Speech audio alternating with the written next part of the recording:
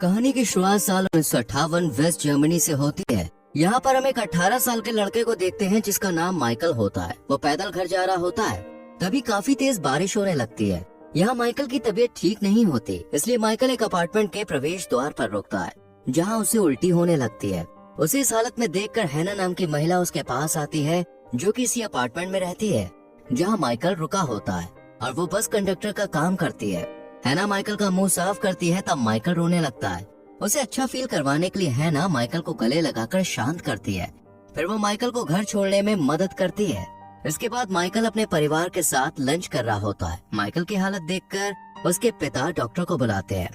Doctor Michael को check करने के बाद बताते हैं कि उसे स्कारलेट फीवर हुआ है और उसे अगले 3 महीनों तक घर पर आराम करना होगा। फिर 3 महीने तक आराम करने के बाद माइकल ठीक हो जाता है और अपनी माँ को बताता है कि उस दिन जब उसकी तबीयत खराब हो गई थी, तब एक औरत ने उसकी मदद की थी। उसकी माँ कहती है तब तो तुम्हें उसका शुक्रिया अदा करना चाहिए। जिसके बाद माइकल फूल लेकर हैना के घर आता है। हैना उससे पूछती है कि अब वो कैसा है। माइकल बताता है कि वो अब ठीक है। फिर माइकल उसे फूल देकर शुक्रिया अदा करके जाने लगता है। तब हैना कहती है कि वो भी काम पर जाने के लिए निकलेगी, इसलिए वो माइकल को दूसरे कमरे में रुकने को कहती है, तब तक वो तैयार हो जाए, फिर वो दोनों साथ में चलेंगे। फिर हैना जब कपड़े पहन रही होती है तब माइकल उसे छुप कर देख रहा होता है, मगर जब हैना उसे ऐसा करते देख लेती है तब माइकल शर्मा जाता है और डर कर यहाँ से भाग जाता है। अगले दिन माइकल हैना को बस में टिकट देते हुए देखता है। तब माइकल को लगता है कि उसे हैना से माफी मांग लेनी चाहिए, इसलिए माइकल उसके घर पर आता है। तब हैना काम से आती है। वो उससे कहती है कि नीचे से बाल्टी में कोयला भर के लाओ। और फिर माइकल जब कोयला भर के उसके पास आता है तब वो देखती है कि माइकल के चेहरे और कपड़ों पर कोयले की राख लग गई है, इसलिए वो उसे नहाने के लिए कहती है। फिर हैना उसके कपड़े खोलती है और हैना उसे बहकाती है। माइकल भी उसे पसंद करता था और वो दोनों क्लोज हो जाते हैं। रात में माइकल घर पर होता है और वो अपने परिवार के साथ डिनर कर रहा होता है। आज वो हैना के घर से अपने घर लेट आया था। उसके पिता के पूछने पर वो कहता है कि वो रास्ता भटक गया था। अगले दिन स्कूल की छुट्टी के बाद माइकल हैना के घर आता है और वो दोनों साथ में टाइम स्पेंड करते हैं। इसके बाद माइकल अब हैना के ख्यालों में ही खोया रहता है। वो स्कूल में छुट्टी होने का इंतजार करने लगता है। उसे अपनी उम्र की लड़कियों में कोई इंटरेस्ट नहीं होता। वो रोज अब हैना के घर आया करता है और दोनों के बीच अफेयर शुरू हो जाता है। हैना एक दिन माइकल से पूछती है कि वो स्कूल में क्या पढ़ता है। तब वो स्कूल बैग से बुक निकालकर उसे स्टोरी सुनाने लगता है और ये चीज हैना को बहुत पसंद आती है और वो रोज माइकल से कहानी सुनने लगती है। दरअसल हैना को लिखना पढ़ना नहीं आता है, पर ये बात माइकल को पता नहीं होती है। एक दिन माइकल उसी बस में होता है जहाँ हैना काम करती है। वो माइकल को देखकर बहुत गुस्सा होती है क्योंकि वो नहीं चाहती कि उनके रिश्ते के बारे में किसी को पता चले। इसके बाद माइकल हैना के घर आता है और कहता है कि तुमने मुझे इग्नोर क्यों किया। वो माइकल से कहती है कि हम सबके सामने साथ नहीं रह सकते हैं, पर माइकल गुस्सा हो जाता है और दोनों के बीच बहस हो जाती है।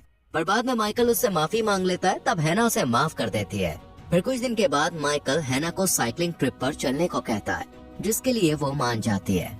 माइकल अपने स्टैम्प कलेक्शन बेच देता है, जिससे उसे कुछ पैसे मिलते हैं ताकि वो लोग साइकिलिंग ट्रिप के दौरान अच्छे से घूम फिर सके। अगले दिन ये दोनों 2 दिनों के लिए साइकिलिंग ट्रिप के लिए निकल जाते हैं और घूमते हुए कई जगह पर खाना खाने के लिए रुकते हैं और फिर कई जगह पर घूमते हैं। फिर अगले दिन ये दोनों एक चर्च में आते हैं, पर हैना चर्च में आकर दुखी होती है।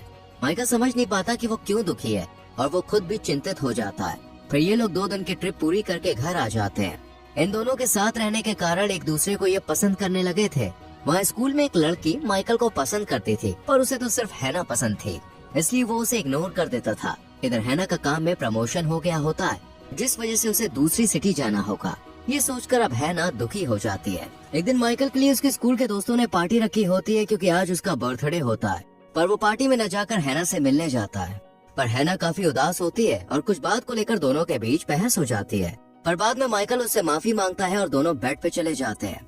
अगले दिन हैना माइकल को बताए बिना घर छोड़ के चली जाती है। माइकल जब हैना के घर आता है तब वो उसे नहीं मिलती और घर में सामान भी नहीं होता है, जिससे माइकल समझ जाता है कि हैना घर छोड़कर चली गई है, जिससे माइकल का दिल टूट जाता है और वो अब से पूरी तरह से अकेला पड़ जाता है। इसके बाद कहानी 8 साल बाद की दिखाई जाती है। इस साल 1966 होता है। माइकल अब हेडलबर्ग लॉ स्कूल में पढ़ता है। माइकल को हमेशा से लॉयर बनना था, जिसके लिए वो लॉ की पढ़ाई कर रहा है और वो हॉस्टल में रहता है। एक दिन माइकल का प्रोफेसर कुछ स्टूडेंट्स को स्पेशल सेमिनार के लिए कोर्ट में रियल केस का प्रैक्टिकल दिखाने के लिए ले जाते हैं, जहाँ जज हैना का नाम लेते हैं। माइकल हैना को देखकर हैरान हो जाता है और सोचता है कि उसके खिलाफ केस क्यों चल रहा है और वो जेल में क्यों है। दरअसल वर्ल्ड वॉर 2 के दौरान नाजीज जर्मनी के एसएस गार्ड्स द्वारा कैंप चलाया जाता था, जहाँ ज्यूश महिला को कैदी बनाकर रखा जाता था और एसएस गार्ड्स के लिए सिर्फ औरतों को काम पे रखा जाता था। हैना भी एसएस गार्ड के रूप में काम करती थी और उसके साथ कई महिलाओं के ऊपर आरोप लगा कि उन्होंने जलते हुए चर्च में 300 यहूदी महिलाओं और बच्चों को आग के हवाले छोड़ दिया। पर अगर वो चाहती तब उन्हें बचा सकती थी, पर उन्होंने ऐसा नहीं किया। हैना एसएस गार्ड की सुपरवाइजर है, इसलिए उससे पूछताछ की जाती है। जज हैना से कहते हैं कि तुमने किसके कहने पर एसएस गार्ड्स ज्वाइन किया था और क्यों किया था। वो कहती है कि मुझे जब एसएस गार्ड्स के बारे में पता चला कि वो औरतों को काम पर रख रहे हैं तब मैंने ज्वाइन कर लिया। इसके बाद केस की सुनवाई कुछ दिन बाद होनी थी, इसलिए माइकल प्रोफेसर और अपने कॉलीग के साथ अपने लॉ स्कूल आ जाते हैं। यहाँ माइकल को भरोसा नहीं होता है कि हैना ऐसा कैसे कर सकती है, क्योंकि उसके साथ उसने काफी समय गुजारा था। वो तो लोगों की मदद किया करती थी। फिर अगले ट्रायल के दिन जज एक बुक हैना को दिखाते हैं जिसे इलाना ने लिखा था। वो और उसकी माँ उस चर्च वाले हादसे की सर्वाइवर थे और उन्होंने ही हैना के साथ बाकी गार्ड करने वाली औरतों पर केस किया है। हादसे वाले दिन हैना के साथ 5 और औरतें थी जो हैना के साथ गार्ड कर रही थी, जो ट्रायल में मौजूद होती हैं। वो सब मिलकर हैना को इस हादसे का जिम्मेदार मानती है और उसे फंसाती हैं ताकि वो लोग खुद बच जाएं। पर हैना ये सब मानने को तैयार नहीं थी। वो कहती है कि वो बेगुनाह है। फिर इलाना को बुलाया जाता है। वो बताती है कि उस दिन ये सभी औरतें ड्यूटी कर रही थी। फिर जज हैना से कहते हैं कि हादसे वाले दिन तुम इंचार्ज थे और ये रिपोर्ट तुमने लिखी है। पर हैना मना कर देती है और कहती है कि सभी औरतों ने मिलकर इसे लिखा था और उस दिन वो इंचार्ज नहीं थे। पर जज कहते हैं कि इसमें तुम्हारा साइन है। तब वो कहती है कि उसका साइन नकली है। तब जज हैना को पेपर में साइन करने को कहते हैं ताकि वो हैंडराइटिंग मैच कर सके। पर वो साइन करने से डर रही होती है क्योंकि उसे पढ़ना लिखना तो आता ही नहीं था, तो वो साइन कैसे करेगी। जिससे माइकल को भी पता चल जाता है कि हैना इलिटरेट है, इसलिए वो हमेशा उसे किताबें पढ़कर सुनाने को कहती थी। और जब हैना को बस कंडक्टर के जॉब में उसे प्रमोशन के रूप में ऑफिस में काम मिला, तब उसने शर्म के मारे काम करने से मना कर दिया था। यहाँ तक कि एसएस में शामिल होने का हैना का फैसला भी उसे मजबूरी में लेना पड़ा था। यहाँ हैना सभी लोगों के सामने नहीं कह सकती थी कि वो अनपढ़ है और वो शर्मिंदा होने के डर से सारे इल्जाम अपने ऊपर ले लेती है। फिर जज कहते हैं कि हादसे वाले दिन तुमने उन्हें क्यों नहीं बचाया। वो कहती है कि हमें जैसा ऑर्डर मिला था हम वही कर रहे थे और अगर हमने उन्हें चर्च से बाहर जाने दिया होता तब वो भाग जाते। अगले दिन माइकल हैना से मिलने जेल में जाता है। वहाँ हैना किसी के आने का इंतजार कर रही होती है, पर उसे पता नहीं होता कि माइकल उससे मिलने आ रहा है। पर माइकल के अंदर हैना से मिलने की हिम्मत नहीं होती, इसलिए वो बिना मिले ही यहाँ से चला जाता है। अगले ट्रायल में हैना को उम्र कैद और बाकी महिलाओं को कुछ साल जेल की सजा सुनाई जाती है। ये सुनकर माइकल रोने लगता है। दरअसल हैना ने एसएस गार्ड मजबूरी में ज्वाइन की थी और इस दिन वो सभी औरतों के साथ ड्यूटी दे रही थी, पर चर्च में आग लगने के कारण वो लोग डर गए थे। हैना चाहती थी कि उन बंदी बनाए लोगों को चर्च से जाने दिया जाए, पर बाकी औरतें उसे ऐसा करने से मना करती है क्योंकि अगर वो कैदी भाग गई तब उन्हें सजा दी जा सकती है। इसलिए उन्होंने हादसे वाले दिन गेट नहीं खोला था।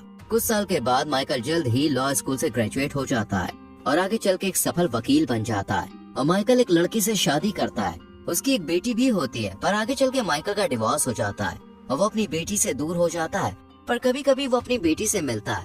यहाँ माइकल को हम देखते हैं जो अब भी हैना को भूल नहीं पाया होता है। वो उसे याद करते हुए वही किताब पढ़ता है जो उसने हैना को आखिरी बार सुनाई थी।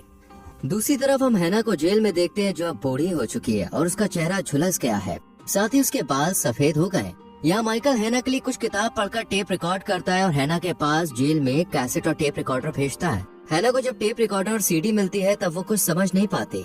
इसके बाद हैना सीडी लगाकर रिकॉर्डिंग चालू करती है। तब उसे माइकल की आवाज सुनाई देती है जो उसके लिए कहानी रिकॉर्ड किए होता है। ये सुनकर हैना बहुत खुश होती है और इतने सालों बाद उसकी आवाज सुनकर वो इमोशनल हो जाती है। माइकल उसे लगातार रिकॉर्ड करके सीडी भेजा करता था जिसे हैना सुना करती थी। इसके बाद हैना जेल की लाइब्रेरी से किताबें लिखना पढ़ना शुरू कर देती है और फिर हैना माइकल को लेटर लिखना शुरू कर देती है और माइकल के जवाब का इंतजार करती है। पर माइकल कभी भी उसे लेटर नहीं लिखता और न ही उसे मिलने के लिए आता है, मगर कहानी पढ़कर ऑडियो टेप भेजता रहता है। एक दिन जेल के वार्डन माइकल को कॉल करके बताते हैं कि हैना को पैरोल पर रिहाई मिल रही है। वो यहाँ 20 सालों से भी ज्यादा रही है। वार्डन कहती है कि हैना का कोई घर या परिवार नहीं है, इसलिए हमने तुम्हें कॉल किया क्योंकि हैना तुमको ही वो लेटर लिखती है। वार्डन चाहती है कि जब वो बाहर आए तब वो उसके लिए रहने और काम का इंतजाम करते, क्योंकि इस हालत में हैना को अकेले ये सब ढूंढना बहुत मुश्किल होगा। माइकल राजी हो जाता है और वो हैना के लिए एक अपार्टमेंट और नौकरी ढूंढता है। अगले दिन जब माइकल इतने सालों बाद हैना से मिलने जाता है तब हैना बहुत खुश होती है। वो हैना को बताता है कि उसने उसके लिए काम और घर देख लिया है। फिर हैना माइकल से पूछती है कि क्या उसने शादी कर ली है। इस पर वो कहता है हाँ, और उसकी एक बेटी भी है, पर अफसोस शादी ज्यादा दिनों तक चली नहीं और उनका डिवोर्स हो चुका है। यहाँ हैना से माइकल थोड़ा दूरी बना के रखता है। ये चीज हैना को पसंद नहीं आती।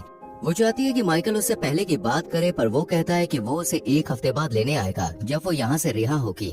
माइकल के जाने के बाद हैना जेल में खुद की जान ले लेती है क्योंकि उसे अपने कामों का पछतावा होता है।